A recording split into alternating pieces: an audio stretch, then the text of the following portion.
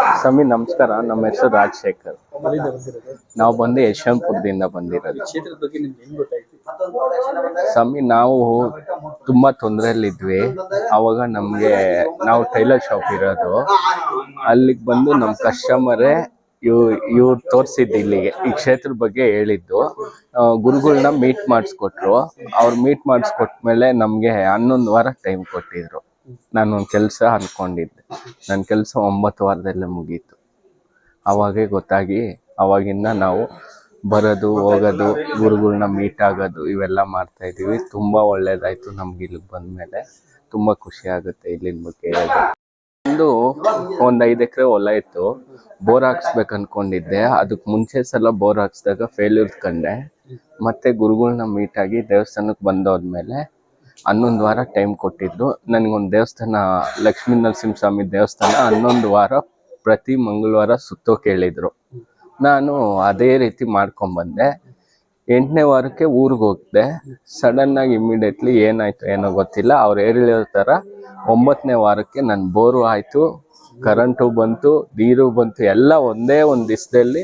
Current ಸಿಗೋದು ಅಲ್ಲಿ ನಮ್ಮೂರಲ್ಲಿ 6 ವರ್ಷ 7 ವರ್ಷ ಆದರೂ ಇದುವರೆಗೂ ಇನ್ನೂ ಸಿಕ್ಕಿಲ್ಲ. ನಾನು ಇವತ್ತು ಬೋರ್ ಹಾಕ್ತೆ, ನೆಕ್ಸ್ಟ್ ದಿವಸ ಹೋದೆ, ಕರೆಂಟು ಸಹ ನನಗೆ ಸಿಕ್ತು.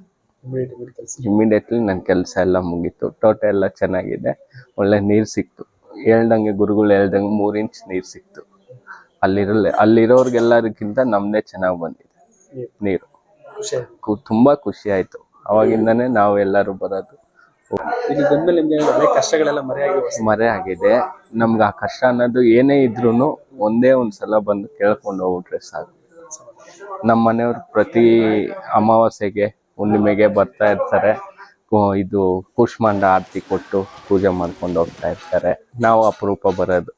ಕೂಷ್ಮಾಂಡ ಆರತಿ ಅಂದ್ರೆ?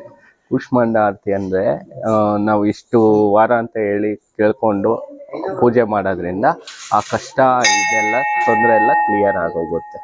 ಏನೇನು ಮಾಡ್ಬೇಕು? ಕುಂಬಳಕಾಯಿ ಅದಕ್ಕೆ ಎಣ್ಣೆ ಹಾಕಿ ಕೊಡ್ತಾರೆ. ಇಲ್ಲೇ ಪೂಜೆಗೆ 250 ರೂಪಾಯಿ ಏನೋ ಆಗುತ್ತೆ. ಅದು ತೊಗೊಂಬಂದು ಈ ಥರ ನೋಡಿ ಇಲ್ಲಿ ಮಾಡ್ತಾ ಇದ್ದಾರಲ್ಲ, ಈ ಥರ ಆರತಿ ತೆಗೆದು ಅವರ ಕಷ್ಟಗಳು ಹೇಳ್ಕೊತಾರೆ. ಆವಾಗ ಆ ಕಷ್ಟ ಅನ್ನೋದು ನೆರವೇರುತ್ತೆ. ಇಲ್ಲಿ ಮೇಯ್ನ್ ಬಂದು ಕೂಷ್ಮಾಂಡ ಆರತಿನೇ ಫೇಮಸ್ ಇದಕ್ಕೆ, ದೇವ್ರಿಗೆ.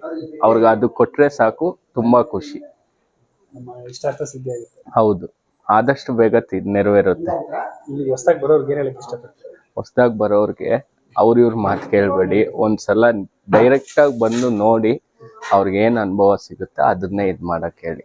ಇವಾಗ ನನ್ನಂಥವ್ರು ಬರ್ತಾ ಇರ್ತಾರೆ, ಹೋಗ್ತಾರೆ, ನಮ್ಮ ಮಾತು ಕೇಳೋದು ಬೇಡ. ಇವಾಗ ನನ್ಗೆ ಅನುಭವ ಆಗಿದೆ, ನಾನು ಹೇಳ್ತಾ ಇದ್ದೀನಿ. ಅವರು ಆ ಅನುಭವ ತಗೊಂಡು ಬಂದು ಮುಗಿಸ್ತಾರೆ.